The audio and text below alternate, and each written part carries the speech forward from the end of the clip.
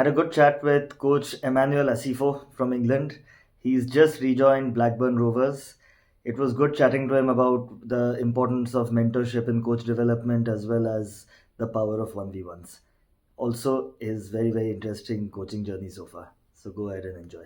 Another interesting podcast. Today I'm with Coach Emmanuel Asifo from the UK. Emmanuel, thank you for agreeing to be on this podcast. You have worked with some reputed clubs in England like Manchester City, Rochdale, Blackburn Rovers, Oldham, and Stockport. So, firstly, how are you? And can you tell us more about yourself, please? Firstly, thank you for having me on the podcast, Ryan. Pleasure to be on here.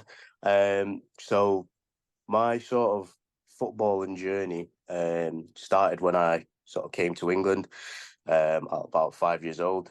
So growing up in Ghana, football was big there, but however, because I was young, I didn't know the magnitude of how big it was. I only started to recognise how big football was when I came to England, and it was like as a 5 year old, so like every break time, lunchtime, it was just football crazy in my school, and every opportunity we got, we would we would try and play football. So this was really good. It sort of ignited my passion for the sport. And from then on, I just started playing for some local grassroots teams in my area. This continued on as I was growing up. And then when it came to time to go to college, I ended up doing a football education course. So that was basically playing and training as well. And then at the end, you got a qualification from it, which was great. But I think for myself, I've always sort of felt a sense of responsibility to help others or to take care of others. This might have been because of things that happened in my personal life, so I've always sort of felt that responsibility. So that's where sort of the coaching aspect came in, and I was lucky enough. The college I was going to, they put us on some coaching badges, so that's where I started to learn about the art of coaching. And from then on, it just sort of progressed on. Got involved with local grassroots clubs, got more time on the pitch to practice stuff, try different things, see what worked, see what didn't, and again, just keep on learning that art and that craft of coaching. So it just sort of progressed on from there. That's quite a journey. You've had some experience for sure, especially at the top clubs on which we're going to go into in more detail. Now, the FA have a famous four corner model. Now, this is, of course, every British coach knows about it, but for the international coaches, can you just shed some light on what the FA's four corner model is and also how you integrate that model into your own training sessions? Yes. So the four corner model, it looks at so four corners, technically, tactically, uh, physical, psychological, and social. So we believe that if we can improve players in these corners, hopefully improves the player, but also improves them in other aspects and gives them other skills that they might need, throughout their journey. So whenever I'm creating a practice design, um, I've got to think about what traits or attributes that are potentially needed for the players to achieve the objectives of the session. So, for example, if we're doing, let's say, receiving to turn under pressure. So straight away, technically, you've got to look at your receiving skills. How are you receiving that ball to be able to protect it from the pressure? And then physically, are you using the right sort of mechanics? Are you using your hands to try and protect that ball away from the pressure?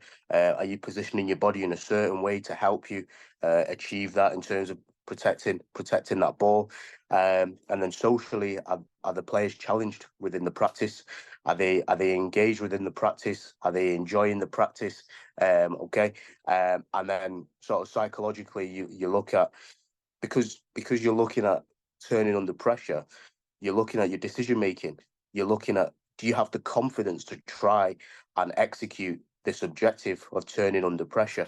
So you're looking at all those different aspects. So you've just got to be conscious of what's the traits that they need, what's the sort of characteristics that they need to be able to achieve the objectives within this practice.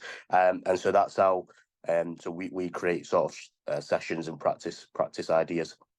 It's a complete all-round overall development, not leaving any Yes. stone unturned. Yes, that's interesting. And now coming a bit to your own coaching. So at Oldham Athletic, you worked with the under 10s and under 15s. Wasn't that a bit of a challenge considering that you're working with two very diverse age groups because Mm. usually people go from U10 to U11, U12, U13, that kind of thing. So yeah, it was quite interesting. So that sort of role. So when I was at Oldham, this was more in the development. It was a development centre for the club. So players that weren't maybe quite ready to go into the main academy group, they would train with us as a sort of pathway into that the academy group. So for myself, I'm someone that loves to learn. I love to learn different things and challenge myself. And what I used to do was observe different sessions. After my session had finished, I would go and observe different sessions. And I was really fascinated around what sort of technical detail, what sort of skills I needed to make the sort of the transition from the foundation phase to the youth development phase more seamless for the players. What things did they need to be 100% able or capable to do to make that transition seamless? So I just started observing across the YDP ages, and that's how that role came around. To would you be able to help with the under 15s? And I think having previous experience coaching older age groups, the sort of transition into that wasn't sort of daunting because I already had previous experiences. So it was just more my curiosity into how things work, and that sort of led to doing that role. Yeah, because like you say, it's quite it's quite drastic in terms of you're at the lower end of the foundation phase, sort of they're learning the game or learning to love the game, And and then go into that end. that's interesting. And you also had a very good role with Blackburn. So I'm intrigued about that as well. So you worked as a pre-academy coach. Now Yeah.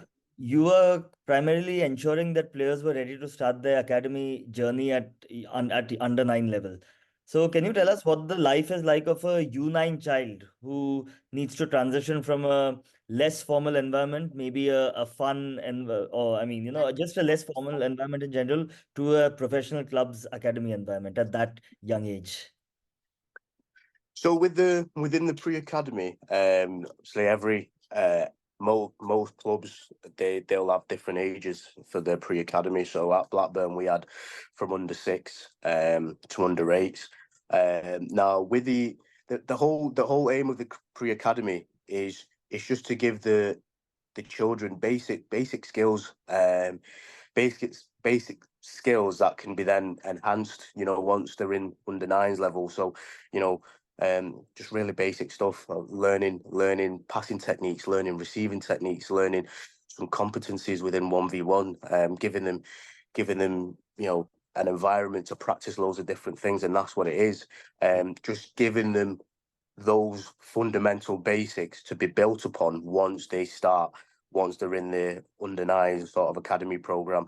And that's what it is. Once you're in under nine, nothing really changes. You're just enhancing those basic skills that you've learned throughout their journey, and you just keep on enhancing that.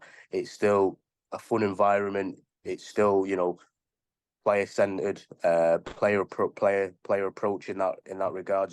Nothing really changes. I don't think there's massive pressures on them. Not really, because you're still making the environment really fun, and they're learning and they're engaging. Obviously, certain pressures will come, and that's normal. But nothing really changes in terms of like the coaching, just enhancing those skills that they've learned.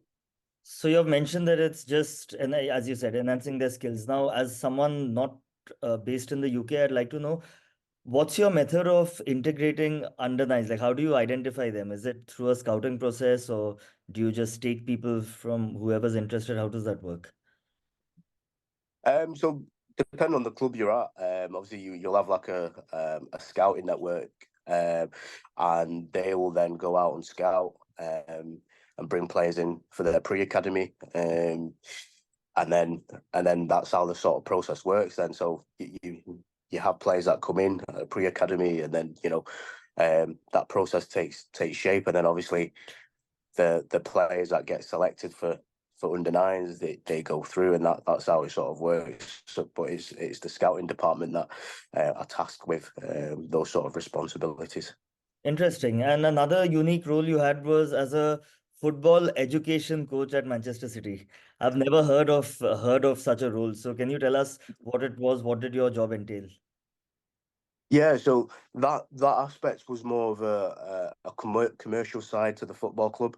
What that entailed was we would often get international students or players that would come over from different countries, and they might be there for a residential.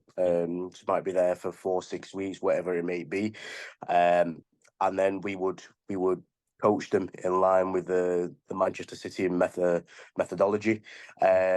And they would experience different parts. So they would experience parts of nutrition, what it looks like for a first teamer to have the right nutrition, the right exercises, the sort of training that you do, and that's what it would entail. So it would be international students as well as students from the UK.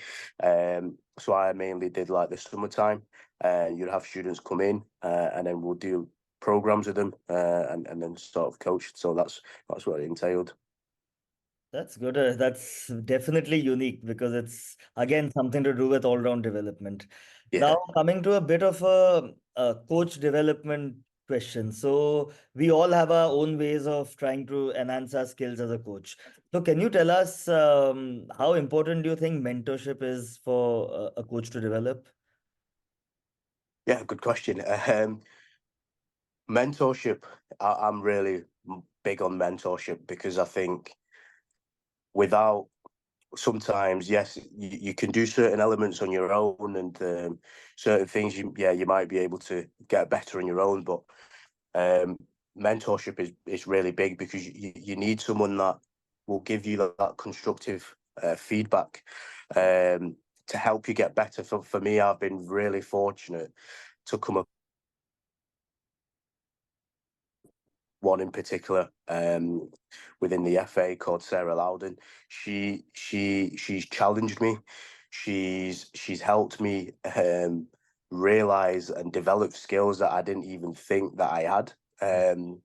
And she's just got me to be a better coach, to think more critically, to reflect more critically around you know practice design, around little things like ball rolling time. Did Yeah, did the players get enough repetitions of the objective of what we're trying to get after? And I think it's really important as coaches to be really open to constructive criticism, because I think if you can find someone that can take you on as a mentor and really help you and guide you, that is fantastic. And um, I can say I've been really really fortunate. I can't say how fortunate I've been to come across some real wonderful people on my coaching journey. I think if you can, and if you've got the ability to really go out and network and connect with people, and don't be afraid to ask questions, yeah, because there will be coaches out there, people that will want to help you. yeah, Um, so go out there and ask questions, observe, you know, ask to see things, just question and be inquisitive, make notes, and find people that will really, give you feedback. Like, for instance, there's been times I've recorded sessions, and I've sent it to someone. "Oh, please, can you give me some feedback on a yeah, specific thing?" It might be the contents of my information, yeah, and they've been able to watch that video and give me feedback on the information that I've delivered. Was it relevant to the objectives that we were trying to reach? yeah. So I can't speak highly enough of the Right. power of mentorship. I think it's really important to have a mentor. You've given some good piece of advice to all the young coaches in this. Now, just a bit more on mentorship. So every coach mentor has their own way of doing it. But can you just shed some light on what the structure is like? Like, is it you mentioned about videos, being one, but are there what's it like? How do they structure it? I think again it's different everywhere else. So within the UK, you've got specific coach mentors, inclusion and diversity mentors for certain ethnic groups and stuff, and that might be that might be done in terms of like a CPD, where CPD events are held, or that might be done by a coach coming out to your environment where you're coaching and observing a session and giving you feedback on you know good bits, what you could improve on, and Yeah, also I think while something that I like to go above and beyond. So, like I'm saying, I always love to learn. So sometimes I might take the initiative to record my own sessions, yeah, and then once I've reflected on it, can I then get a second opinion of someone? From someone around, like I'm saying, specific topics, yeah. and that helps you massively to improve. 100%. It's a big way of definitely trying to progress in one's career. And now, since you've worked with a lot of players at a lot of clubs, how important do you think 1v1s are for players and their development? Oh, I think it's massive because when you look at the top end of the game's never 11v11. It's always broken up into 1v1 moments, 2 versus 2 moments, 3 versus 3 moments, whatever it may be, is broken up into those little moments. Yeah, And I think it's really important to, especially in the younger ages, to train that to get them comfortable in 1v1 moments, whether that's attacking, whether that's defending. yeah, Um, think it's really powerful because once a player can understand what they can do individually, yeah, then it starts to bring the other pieces across because they understand their strengths and weaknesses as an individual within certain scenarios. Now they can start to connect their strengths with someone else. So now it's a pair. It's both of us 2v2, right? What's our strengths in this situation? What's our areas of development in this situation? And I think sometimes I've been guilty of it in the past. When you think of 1v1 situations, you think of a defender yeah, passing the ball straight to an attacker, and then that's but.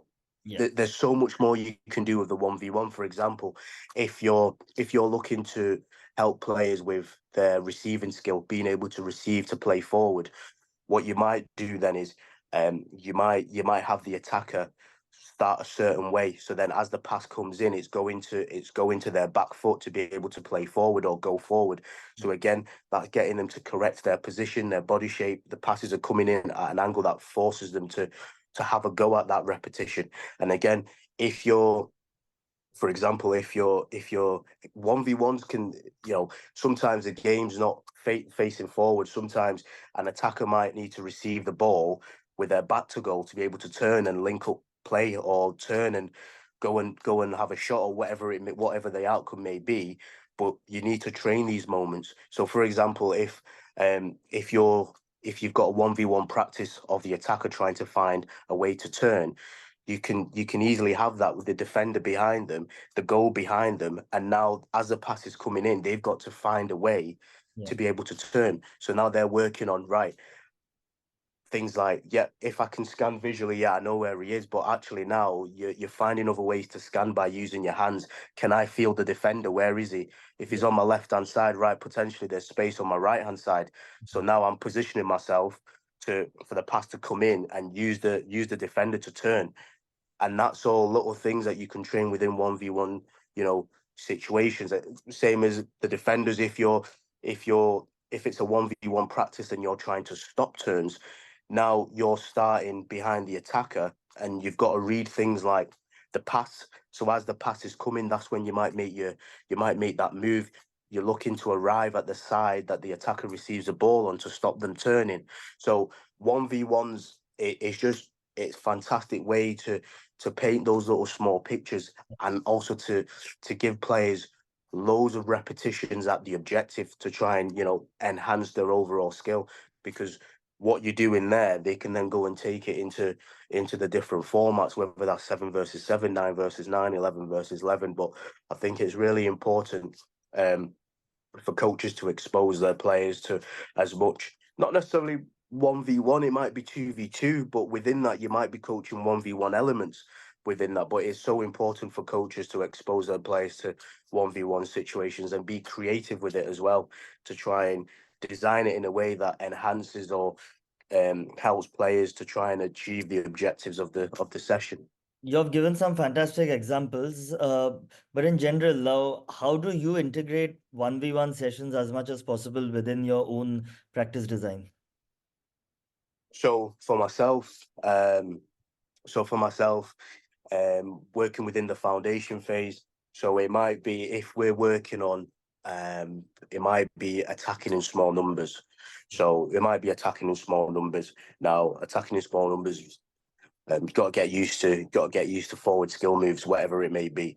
So we might have elements of ball mastery in there, a ball each, doing specific skills that help you get past in those situations, and then we might move that on into a little wave practice where it's constant 1v1s, trying the skills that you've done in the ball mastery, but now with a little bit of pressure in terms of having a defender there, receiving the ball from different angles. These are little things that you might spend 2 minutes receiving the ball at this angle, then you might progress it so the players receive the ball from a different angle, but it's still constantly repetitions of 1v1 actions, attacking, and then we might look to add those little small numbers in, so to try and paint the pictures for them. But you've worked on those 1v1 sort of principles, and now you can start to coach the other players in terms of their movements within that situation. So it's just all giving them the basis and then trying to connect that together.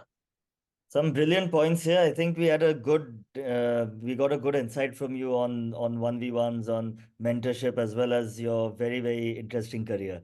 Now, before I let you go, I have a protocol, which is to ask you what does the future look like for you? What are your future plans? So funny enough, I've just recently got a job back at Blackburn Rovers. So I'm going to Blackburn as a foundation phase coach. So I finished my time now at Rochdale within their academy. So in the new year, I'm starting at Blackburn Rovers. The future for me is just to keep learning as much as I can and seeing where that takes me. I've got some ambitions and goals that I would like to chip away and work at. I'd love to be part of the youth setup internationally for Ghana, working either within the under 18s or under 20s, whatever it may be, as part of that sort of coaching staff. That's my biggest dream. But for me, it's just putting as much hard work in, getting as much experience as possible, enjoying different experiences, making loads of memories, and just hopefully trying to impact the lives of the players that I come in contact with, and helping them acquire skills that they can use not just within football setting or environment, but also within life as well. So just impacting the young children. Congratulations on returning back to Blackburn, and Thank you. I really hope that you make a success out of your endeavors. This was a brilliant chat. Really enjoyed it. It's going to be an amazing insight for everyone. Thank you. Thank you. Thank you very much, Ryan. Appreciate it.